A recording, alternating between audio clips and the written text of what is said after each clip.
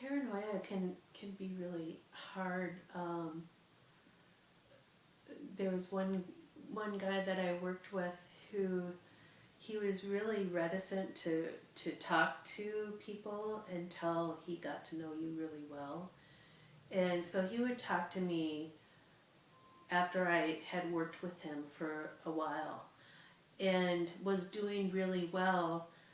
But then because he thought he didn't need his medications anymore, he stopped taking them. And so then he started becoming paranoid about the medications.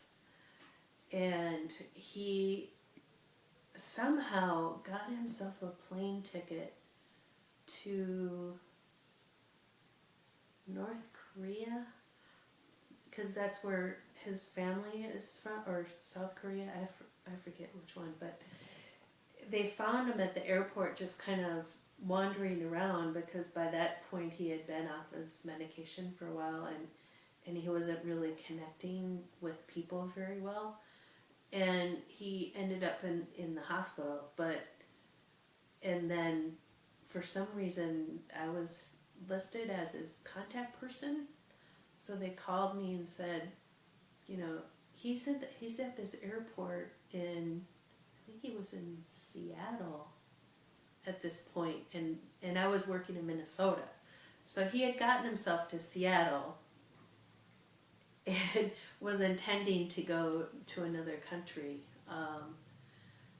So, I mean, his story was really kind of sad. I mean, but he got back on his medications and got stable again. But it was a little bit scary for a little while, trying to figure out, well, how are we going to get him back from Seattle? Because he had a one-way ticket, because he had the intention of being in this other country. So that's just one story. I mean, people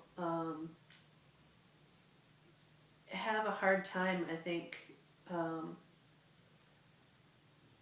because they stick out sometimes, because they start having conversations that your average person wouldn't have, or they start getting scared about something that nobody else is scared about, and so people don't know how to help, so to speak. But a lot of times to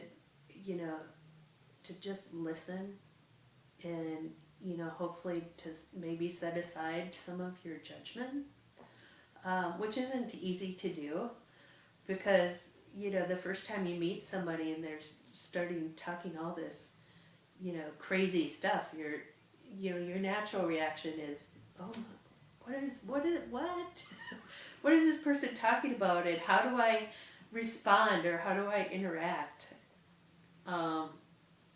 But sometimes they just need somebody to listen, and so if you can restrain yourself from that urge to need to say something, or to need help, or to say something really profound that's going to affect their lives, if you can just set that aside and just listen, a lot of times that's just what they need.